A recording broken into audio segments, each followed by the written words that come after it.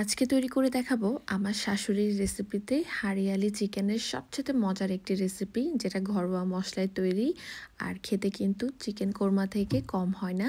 ফার্স্টেই হচ্ছে একটি হাড় চিকেন নিয়ে নিলাম, সাথে দিচ্ছি 2 চামচ আদা রসুন পেস্ট। এখানে নিয়ে নিলাম 12 থেকে 15টা সেদ্ধ করা কাঁচামরিচ, সাথে হচ্ছে 1 মুঠো কাজু বাদাম।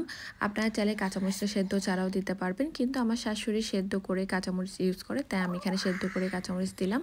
স্বাদ মতো লবণ, এখানে 2 চামচ ধনিয়া গুঁড়া, আধা চামচ হলুদ গুঁড়া, প্রায় 2.5 চামচের মতো গরম মশলা আর আধা চামচ জিরা গুঁড়া দিয়ে দিলাম 1 কাপের মতো পেঁয়াজ কুচি, এখানে তেজপাতা, দারুচিনি, এলাচ, লবঙ্গ, সাথে কিছু গোলমরিচ দিয়ে দিলাম আস্ত।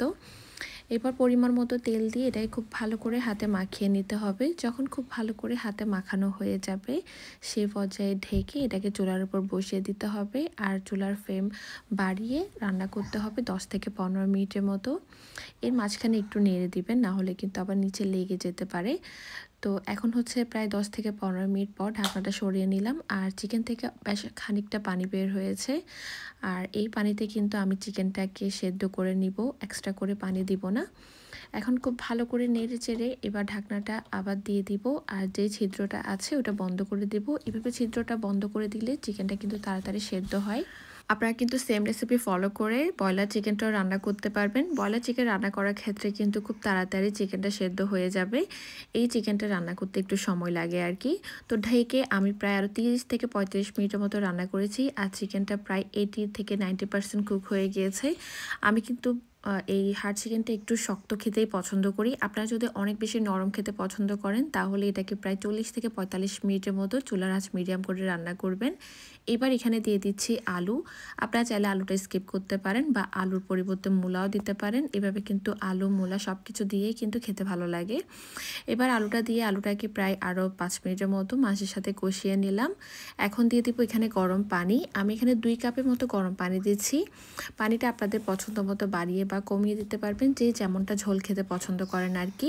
সব কিছু ভালোভাবে নেড়েচেড়ে মিক্স করে নিচ্ছি। যখন খুব ভালো করে নেড়েচেড়ে মিক্স করা হয়ে যাবে, ঢেকে আরও 10 থেকে 15 মিনিটের মতো রান্না করে নিলাম। তো এখন আলুটাও খুব ভালো করে সেদ্ধ করা হয়ে গিয়েছে আর আমার রান্নাটাও প্রায় কমপ্লিট হয়ে গিয়েছে। এবার লাস্টের দিকে আমি এখানে দিয়ে দিচ্ছি আধা চামচের মতো গরম মশলা।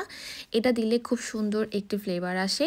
আর দিয়ে দিলাম প্রায় 1 মুঠো মতো পেঁয়াজ বেরেস্তা। এটা কিন্তু অবশ্যই দিবেন লাস্টের দিকে, এই দুইটা জিনিসের কারণে মাংসটার টেস্ট কিন্তু অনেক বেশি বেড়ে যায়। এবার একটু নেড়ে চেড়ে চুলাটা বন্ধ করে দিব আর এটাকে এভাবেই রেখে দিব।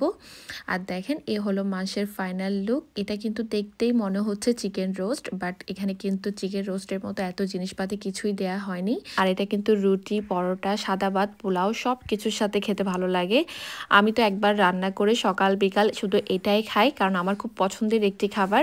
আপনারাও কিন্তু বাসায় অবশ্যই একবার হলেও ট্রাই করবেন। আর যদি ট্রাই করে আপনাদের ভালো লাগে, তাহলে আমাকে কমেন্টে জানাতে ভুলবেন না।